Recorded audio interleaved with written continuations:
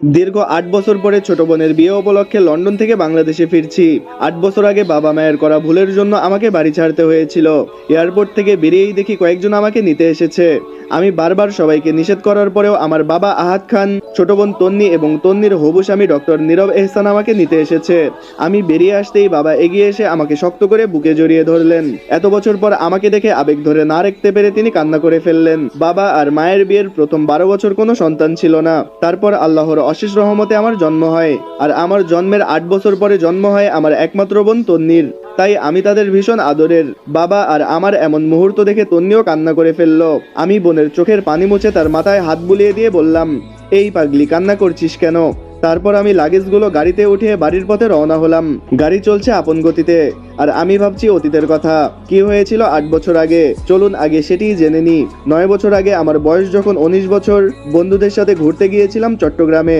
হঠাৎ বাবা আমাকে ফোন করে জানালেন গাড়ি অ্যাক্সিডেন্টে আমার মামা মিলন হোসেন মারা গেছেন। খবরটা শুনেই আমি এক মুহূর্ত দেরি করিনি, সাথে সাথে চট্টগ্রাম থেকে বাড়ি ফিরে আসি। মামার লাশ দাফন করার পরে আমি আর বাবা বাড়ি ফিরে আসি, কিন্তু মা থেকে গেলেন মামার ছোট্ট মেয়েটাকে সামলানোর জন্য।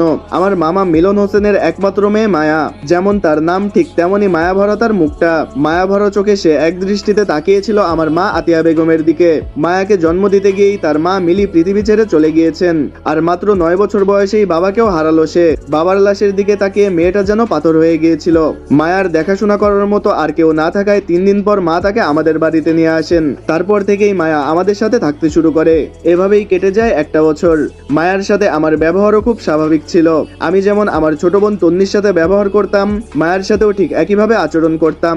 কিন্তু এই 1 বছরের মধ্যে যতবারই আমার 2 ফুপি আমাদের বাড়িতে বেড়াতে এসেছেন, ততবারই তারা মায়াকে আশ্রিতা বলে কটাক্ষ করেছেন। তাদের ভাষ্যমতে মায়া নাকি একটা অপায়া মেয়ে, যে নিজের বাবা মাকে খেয়ে এখন তাদের ভাইয়ের ঘাড়ে এসে পড়েছে। মায়া এসব কথা শুনে ভীষণ কষ্ট পেত, কিন্তু তার কিছুই করার ছিল না। সে যাবেই বা কোথায়? তার তো যাওয়ার মতো কোনো জায়গা নেই। মায়ের বাবা মা পালিয়ে বিয়ে করেছিলেন, সেই কারণেই মায়ের নানা বাড়ির কেউ তাদের সাথে কোনো সম্পর্ক রাখেনি। প্রতিবারের মতো এবারও আমার বড় ফুপু কল্পনা খান মাকে বলছিলেন, কি দরকার ওই রকম একটা অপায়া মেয়েকে বাড়িতে রাখার, এতিমখানায় দিয়ে দিলেই তো হয়। মা অশ্রুসিক্ত চোখে ফুপুর দিকে তাকিয়ে বললেন, আমার মরহুম ছোট ভাইয়ের শেষ চিহ্ন হিসেবে ও আমার কাছে আছে, আমি সারা জীবন ওকে নিজের কাছে আগলে রাখবো।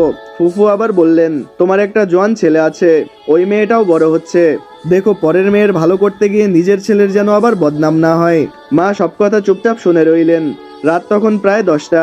মায়া আর তন্নি একটু আগেই ঘুমিয়ে পড়েছে। বাবা আরাফ খান এইমাত্র অফিস থেকে ফিরলেন।